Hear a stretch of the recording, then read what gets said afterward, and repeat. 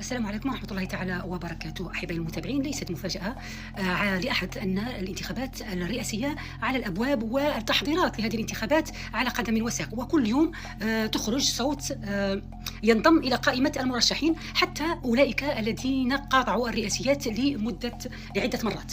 يعني نشوفوا رؤساء احزاب معارضه اللي كان يعني الصوت تاعهم ما نسمعوش، الان اعلنوا على المرشحين تاعهم، وهناك تكتلات يعني وائتلافات تنتظر فقط في الضوء الاخضر من الرئيس الجزائري كي تنضم او تكون داعمه للترشح نتاعو، ما عدا اولئك اللي اعلنوا الدعم نتاعهم وطالبوا الرئيس الجزائري بالترشح. يعني هذوك باينين، يعني هذا الشيء كامل ربما راكم تعرفوه من غير ما انا نزيد عليكم. فقط احبائي المتابعين، انا غادي ندير هذا الفيديو وانتم تدوه كما تحبوا.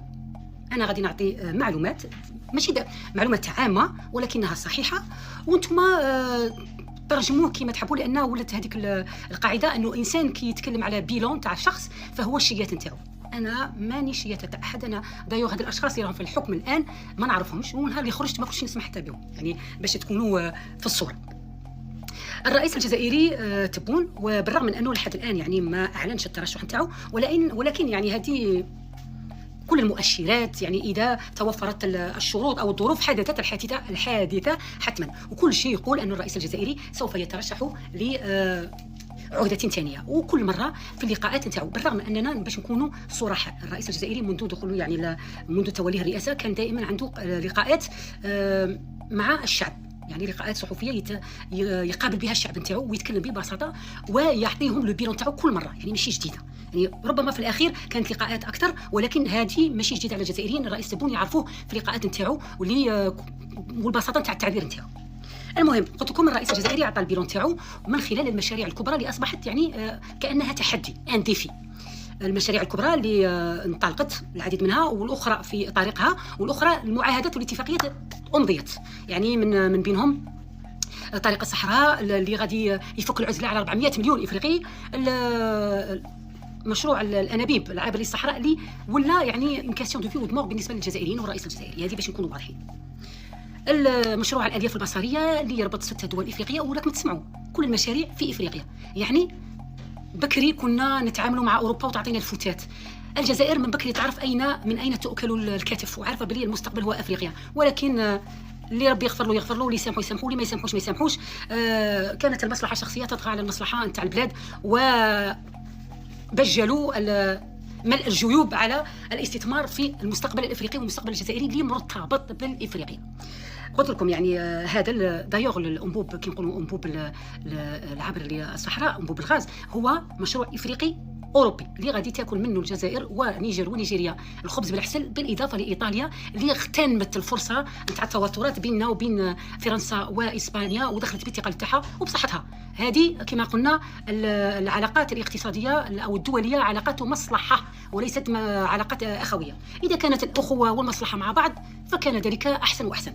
المهم، قلت لكم من هذول المشاريع الكبرى خارج بلاد، يعني بالاضافه الى خارج بلاد، بالاضافه الى انه الجزائر تطمح، ورانا نشوفوا كيف الجزائر تتقرب من السنغال وموريتانيا، لانه يعني مستقبل كبير بين هذه الدولتين، وراهي الامور تتمشى في هذا الطريق. وشفنا كيفاش الرئيس الوزير الخارجيه تاعنا عطاف مشى واعطى رساله خطيه لرئيس السنغال الجديد، وهذا لا يرضي بعض الدول على الجنب الاخر من البحر الابيض المتوسط. المهم، وهذا الشيء راه يقلق، لانه الجزائر راهي تتحرك بديناميكيه كبيره في افريقيا. دايور يعني شفت في الصندوق الافريقي حطت مليار، يعني ماشي غير الفم اللي يقول مليار، يعني من دول كبيره وما حطتش مليار، حطت مليار للتنميه في الدول الافريقيه، وسموها كيما تسموها رشوه، تسموها باغيه تشري بلاصتها. هذه هي كما قلت لكم الاقتصاد مصالح. المهم انا نحكي لكم على البيلون تاع تبون، رئيس تبون.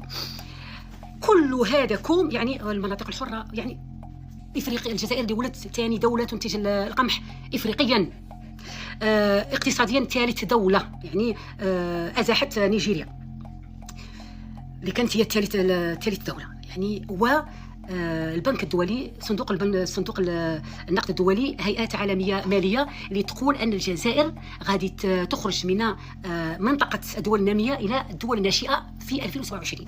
يعني وكل المؤشرات، يعني قلت لكم اذا توفرت الظروف حدثت الحادثه حتما. وهذا الشيء اللي راه مخوف في دول جواريه ودول اوروبيه، لانه الجزائر اذا دخلت بالثقه تاعها في افريقيا بالاضافه الى الصين وروسيا. يعني اوروبا ما تاكل الخبز الا عن طريقنا، الا عن طريقنا، ولذلك فعليها ان تكون لها علاقات رائعه وجيده مع الجزائر. اخيرا يعني على فرنسا، المذكرات نتاع الذاكره راهي في طريق متقدم جدا، والايام القادمه ان شاء الله غادي تاكد لنا باللي الجزائر فرنسا ستقوم بخطوه جباره فيما يخص ملف الذاكره. ملف الذاكره 1830 الى غايه الاستقلال بما فيه، وراني درت فيديوهات على هذا الموضوع بالذات. هذا لو بيلون نحكوا على التبون. يعني كي قال غادي نمشي لفرنسا في سبتمبر، خرجت الاقلام والابواق المعتاده والداخل والخارج. راه غادي يدي صكوك الغفران من فرنسا باش تعطيه لا بينيديكسيون. ضرب لهم الضربه، خرج من القصب، انتخابات في سبتمبر. طيح لهم البلان اللي كانوا دايرينه، اللي كانوا يوكلونا به الخبز بكري، بلي يا اون فيغيتي انه الجزائر كانت تدي لا بينيديكسيون من الإليزي. سنيات مع اكبر شركه تاع البترول والغاز في امريكا. كابيتاليزم، يعني تما بلاد نتاع عندك فرنك تسوى فرنك، ما عندكش ما تسواش، وين يسمعوا بك رئيس وماشي رئيس. هذه نحكوا على الشركه هذه، شركه رأس المال تاعها يشري دوله. قال لك باغي يشري صكوك الغفران من امريكا. الجزائر نهار اللي دخلوها في اللعبه خوفتها اسبانيا بالبعبع تاع روسيا، وقفت لهم قالت لهم انا دوله ما ننحاش حتى البلاد، الخبز تاعي ناكلها مع اي طرف ايا كان، امريكان، الصين، تركيا، اللي حبيتوه ناكل معاه الخبز، ما دخلونيش في اللعب نتاعكم، انا وين مصلحتي راني. واسكو ما نجحتش هذه العمليه. الشعب الجزائري ممتن للرئيس تبون بالقرارات نتاعو السياديه، خاصه مع اسبانيا اللي بقى واقف لها، يعني ما حاتش بالرغم من كل الضغوطات. ورانا درنا فيديوهات من غير ما نرجعوا، ولكن كل هذا كوم، والموقف نتاع الرئيس الجزائري من القضيه الفلسطينيه كوم اخر. يعني كون نشوفوا انا في المنصات، يعني اقسم بالله يعني حتى واحد ما مخلصني، حتى تيك توك ما خلصني، حتى منصه ما تخلصني في وجه الله.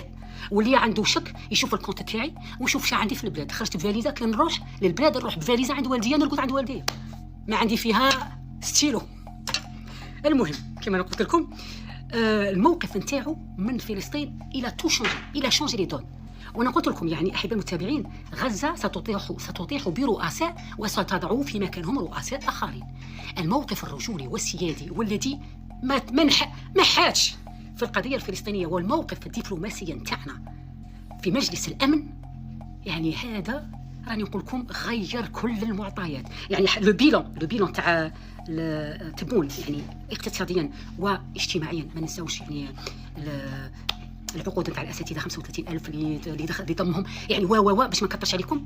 كل هذا في بلاصه، والموقف نتاعو مع فلسطين في بلاصه، غادي يبدل كل الامور. شكرا لكم على المتابعه، اترككم في رحمه الله، مع السلامه.